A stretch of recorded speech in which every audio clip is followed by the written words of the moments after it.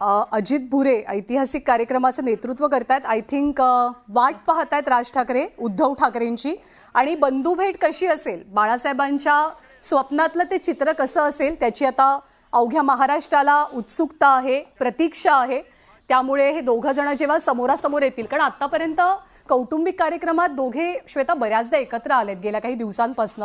रश्मी ठाकरेंच्या भाच्याचं लग्न होतं तेव्हा राज ठाकरे पोहोचलेले, स्वतः रश्मी ठाकरेंनी त्यांचं स्वागत केलं होतं. जय जयवंती यांच्या मुलाच्या लग्नामध्ये सुद्धा हे सगळं कुटुंब एकत्र दिसलं होतं. पण आत्ताची बंधू भेट खूप खास असणार आहे आणि या क्षणाची अवघा महाराष्ट्र प्रतीक्षा करतोय. स्टेजवर एंट्री करण्यापूर्वीची ही दृश्य आहेत. राज ठाकरे तयार आहेत स्टेजवर जाण्यासाठी. फक्त प्रतीक्षा आहे ती उद्धव ठाकरेंची. मला वाटतं वाट बघतायत ते उद्धव ठाकरे आपल्याला कुठे दिसत नाहीयेत. तर दोघेही मला वाटतं स्टेजच्या दोन्ही बाजूनी एंट्री आहे की एकत्रच वरती चढणार आहेत हे काही कळत नाहीये.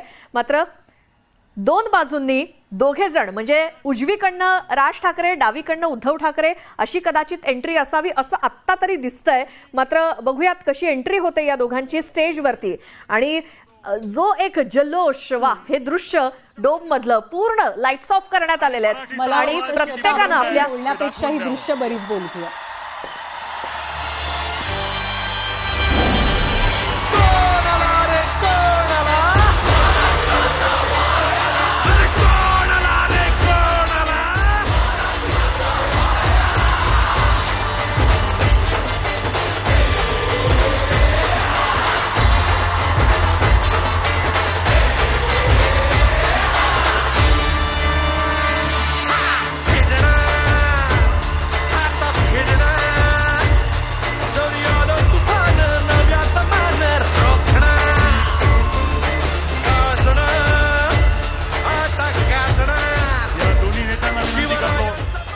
त्यांनी छत्रपती शिवाजी महाराजांच्या पुतळ्याला पुष्पहार अर्पण करावा आणि या कार्यक्रमाची औपचारिक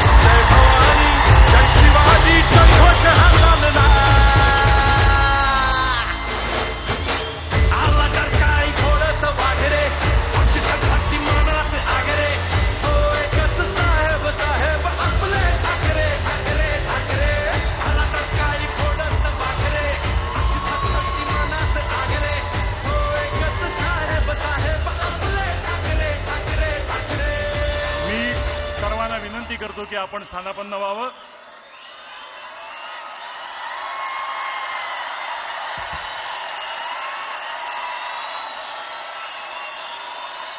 गेल्या काही वर्षात जरा थोडंसं माझं ऐकून घ्या.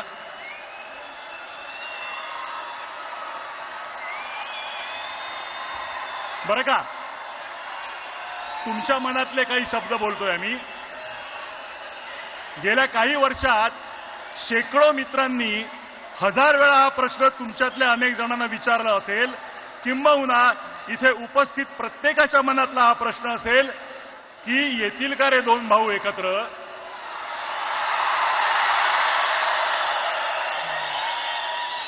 कोणी दोघांशी बोलून होईल का हो काही. पण असं दुसऱ्या तिसऱ्याने बोलून ऐकणार असतील तर ते ठाकरे कसले. त्यांना स्वतःला पटलं तरच ते ती गोष्ट करणार. आणि त्यांना पटणारं एका मंचावर आणणारं एक निमित्त घडलं. मराठी भाषेवर अन्याय करण्याचा प्रयत्न झाला आणि हे दोन वाघ चवताळून उठले. मराठी अभिजात भाषा होतीच, आहे आणि असेल. पण मागल्या दाराने तिसरी भाषा घुसवून माय मराठी संपवण्याचे डावपेच सुरू झाले. आणि ते उधळून लावण्यासाठी हे दोघे आणि इतर सर्व राजकीय पक्ष जे समोर बसलेत ते आपापसातले मतभेद विसरून सगळे एकत्र उभे ठाकरे, सगळे एकत्र उभे ठाकरे ठाकले. फक्त राजकीय पक्ष नव्हे तर अनेक सामाजिक संघटना, साहित्यिक, कलावंत, पत्रकार, शेतकरी,